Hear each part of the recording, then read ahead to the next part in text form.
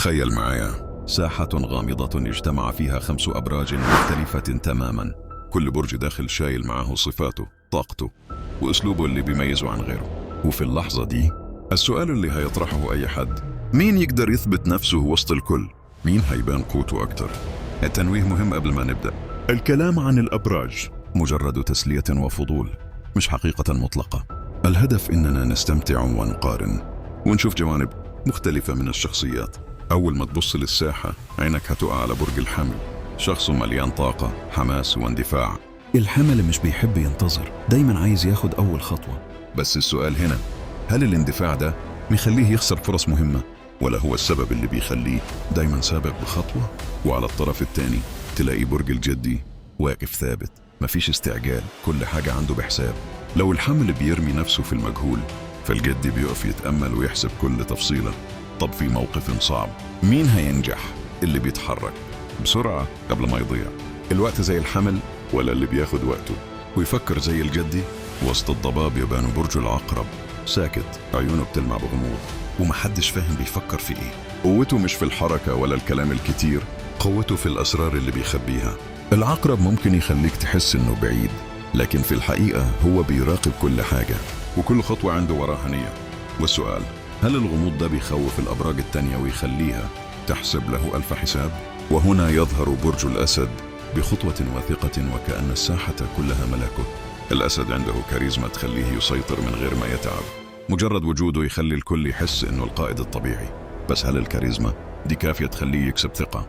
العقرب اللي ما بيتأثرش بسهولة، أو يسبق عقله الجدي اللي بيحسب كل حاجة؟ وأخيرا برج الميزان، الواقف في النص، عارف إزاي يوازن بين الكل، مش مندفع زي الحمل، ولا صامت زي العقرب، ولا متسلط زي الأسد، ولا بارد زي الجدي. عنده دبلوماسية تخليه يعرف يتكلم مع أي برج ويلاقي المدخل المناسب. بس السؤال، هل التوازن ده يخليه يفضل اللاعب الخفي اللي محدش ياخد باله إنه الأقوى في النهاية؟ في اللحظة دي المشهد بقى غامض أكتر. الحمل باندفاعه، الجدي بحسابه، العقرب بغموضه، الأسد بكاريزمته، والميزان بدبلوماسيته.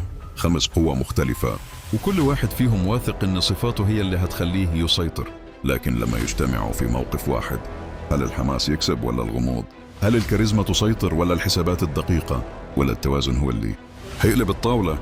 المشهد لسه في بدايته، ولسه في تفاصيل أكتر عن كل برج ومواقف هنكشف فيها إزاي صفاتهم هتظهر في أصعب اللحظات.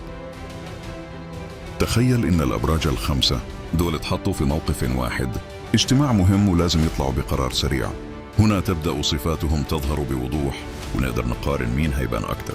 أول صوت يطلع أكيد صوت الحمل، مندفع، حماسي، ومش قادر يستنى. الحمل بيقول يلا نبدأ دلوقتي قبل ما الوقت يضيع. طاقته عالية لدرجة إنك تحس إنه لو اتأخر دقيقة واحدة هينفجر. بس هنا يجي السؤال، هل الحماس ده دايما مفيد، ولا ممكن يخليه ياخد قرار غلط بسرعة قبل ما يرد عليه حد؟ تلاقي الجدي بيتكلموا بهدوء، استنوا، لازم نفكر ونحسب كل خطوة. عنده أسلوب عقلاني يخلي الكل ياخد خطوة ورا. الجدي مش بيجري ورا الاندفاع، هو بيدور على النتيجة اللي ما فيهاش خسارة، واللي يخلي الموضوع مشوق. إن الحمل والجدي مختلفين 180 درجة، واحد عايز السرعة والتاني عايز التروي. وفجأة يجي صوت الأسد، مش محتاج يتكلم كتير، مجرد ما يفتح بقه وتحس إن عنده سيطرة. خلوني أتكلم، أنا عارف إيه اللي هيكون أفضل. عنده ثقة بتخلي الناس تصدقه من غير نقاش طويل. بس هل الثقة دي تكفي لو لقى نفسه قدام عقرب غامض مش مدي وشه لحد؟ وهنا نرجع للعقرب، ساكت بس عيناه بتلمع كأنه بيقرأ الكل. مش لازم يتكلم بدري، هو بيستنى اللحظة اللي الكل يتلخبط فيها علشان يظهر رأيه، واللي غالبا بيكون صادم. العقرب بيعتمد على ذكاء خفي وخطط مش واضحة، وده اللي يخلي الأبراج التانية دايما متوترة حواليه. أما الميزان فدوره بيبان دلوقتي لما يلاقي الحمل متعصب والجدي معترض، والأسد واثق بنفسه زيادة، والعقرب ساكت. يجي الميزان يوازن. طب يا جماعة نسمع بعض ونشوف إيه اللي هيكون أفضل للجميع. أسلوبه يخلي الجو أهدى، ويبين إنه عنده قدرة يربط الكل ببعض. لكن هنا لازم نسأل، هل الميزان بيعمل كده علشان فعلا عايز العدل، ولا علشان يلاقي مدخل ياخد هو الفايدة في الآخر؟ المقارنة هنا مثيرة. الحمل بيتحرك بسرعة بس ممكن يتسرع، الجدي بيتحرك ببطء بس خطته محكمة. الأسد عنده كاريزما وسيطرة طبيعية. العقرب غامض ومش بيكشف أوراقه بسهولة. الميزان بيحاول يكون الدبلوماسي اللي يخلي الكل يرضى. وطب لو الموقف مش اجتماع لكن منافسة قوية، زي إن كل واحد فيهم لازم يثبت نفسه في فريق واحد، الحمل هيبان إنه أول واحد ينزل الملعب. الأسد هيقود الفريق بصوته وثقته. الجدي هيكون المدرب اللي بيحسب كل تفصيلة. العقرب ممكن يبقى اللاعب اللي يغير النتيجة في آخر لحظة بحركة غير متوقعة. والميزان هو اللي هيخلي الفريق متماسك علشان محدش يسيب التاني. وهنا الغموض يزيد لما الصفات دي تتشابك في موقف حقيقي. مين اللي هيتفوق ومين اللي صفاته ممكن تبقى نقطة ضعف بدل ما تكون نقطة قوة. والولسة في الجزء الجاي هنغوص أكتر في المواقف الحياتية، الصداقة، العلاقات، وحتى المنافسة الشخصية. كل برج هيتكشف أكتر والمقارنات هتبقى أعمق. دلوقتي خلينا نتخيلهم في عالم العلاقات، سواء صداقة أو حب أو حتى خصومة. هنا الصفات بتبان بشكل أوضح ويمكن الصراع بينهم يبقى أمتع. يعني في الصداقة الحمل دايما الصديق اللي بيشجعك على المغامرة. لو كل الناس مترددة هو اللي هيقول يلا نجرب، ودي ميزة. لكن ساعات بتكون مشكلة لو جرك لحاجة مش محسوبة. الجدي في المقابل هو الصديق العاقل اللي يقول لك استنى، فكر قبل ما تعمل الخطوة دي. وجوده أمان، لكنه ساعات بيبان ممل أو بطيء بالنسبة لناس زي الحمل. الأسد في وسط صحابه لازم يكون هو اللي الكل باصص له. يحب يكون القائد حتى في أبسط الحاجات، بس في نفس الوقت عنده ولاء يخليه يدافع عن أصدقائه بقوة. العقرب صديق غامض، ممكن تلاقيه ساكت فترة وفجأة يقول كلمة تغير الجو كله. لو وثق فيك هيديك سر من أسراره، ولو خذلك صعب جدا يسامح. أما الميزان فهو صديق الكل، يعرف يوازن بين الحمل المندفع والجدي الهادئ. وجوده بيخلي المجموعة ماشية من غير خناقات كتير، بس ساعات يبان إنه مش بيختار جانب محدد. انت في العلاقات العاطفية الحمل يديك طاقة واندفاع يخليك تحس إنك عايش فيلم حماسي، بس المشكلة إنه ساعات بيزهق بسرعة أو ياخد قرارات متهورة. الجدي العكس تماما، بيدخل العلاقة بعقل يستثمر فيها على المدى البعيد. لكن هل الرومانسية تكفي مع الواقعية دي؟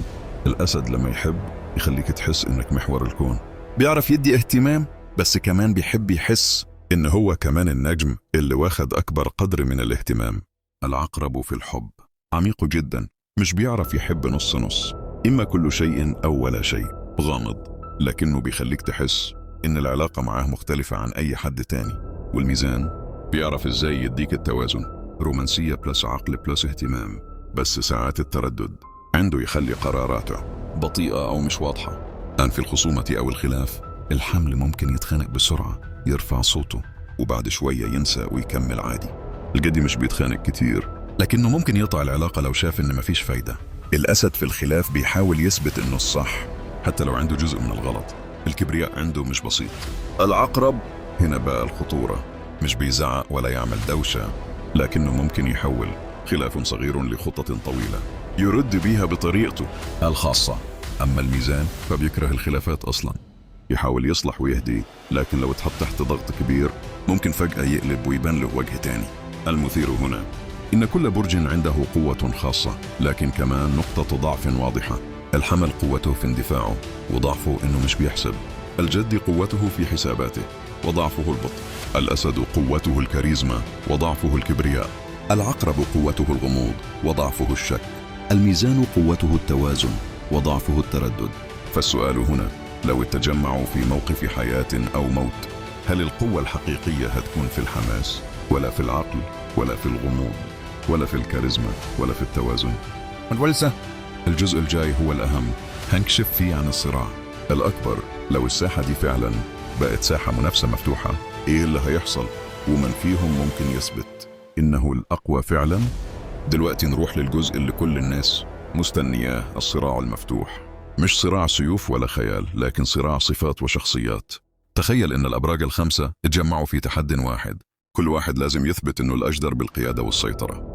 أول من يتحرك هو الحمل بشجاعته واندفاعه، يدخل بثقة ويبدأ يفرض رأيه بسرعة. تحس إنه مش بيدي فرصة لحد غيره يتكلم. بس هنا يبان دور الجدي اللي يوافه بكلمة واحدة. القوة مش بالسرعة، القوة إنك تعرف تمشي خطوة محسوبة. دي. وفي وسط الجدال يبان صوت الأسد، مش محتاج يتخانق، حضوره بس كافي يخلي العيون تتوجه له. يقول بهدوء وثقة: أنا القائد الطبيعي، وكل اللي حواليا عارفين ده. وفعلا في لحظة تلاقي اللي حواليه بيتأثروا بكاريزمته. بس هل الكاريزما تكفي لو العقرب قرر يكشف ورقة من أوراقه المخفية؟ وهنا يظهر العقرب بابتسامة غامضة وكلمة قصيرة يلمح إنه عارف نقاط ضعف الكل. مش كل حاجة باينة على السطح. اللي يبان قوي دلوقتي ممكن ينهار بعد دقيقة. جملة واحدة منه تخلي الجو كله يتوتر. لكن الميزان مش ساكت، بيجي بدبلوماسيته يحاول يرجع التوازن. القوة مش في مين يصرخ أكتر ولا مين شايف نفسه، القوة في مين يقدر يخلي الكل يشتغل مع بعض. كلامه يخلي الناس تفكر. يمكن فعلا الحكمة في التوازن، مش في الغموض ولا الكاريزما. لو كان التحدي قرار سريع، الحمل ممكن يسيطر. لو كان التحدي خطة طويلة، الأمل الجدي هو اللي هيمسك زمام الأمور. لو التحدي إقناع الآخرين، الأسد بكاريزمته هيفرض نفسه. لو التحدي مناورة خفية، العقرب هيتفوق. ولو التحدي حل وسطي يخلي الكل راضي.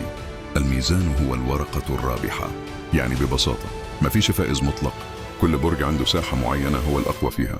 والنهاية نقول الصراع لسه مفتوح، ومفيش حد يقدر يحسمه غيركم. انت شايف مين اللي يقدر يكون الأقوى؟ لو اتحطوا كلهم في ساحة واحدة، هل هتراهنوا على اندفاع الحمل، ولا حكمة الجدي، ولا كاريزما الأسد، ولا غموض العقرب، ولا توازن الميزان؟ اكتب في الكومنت مين البرج اللي شايفه الأقوى، وادخل في النقاش اللي هيولع بين الكل. وما تنساش تشترك في القناة علشان شوف الصراعات الجاية بين أبراج تانية. يمكن تلاقي برجك داخل الساحة المرة الجاية.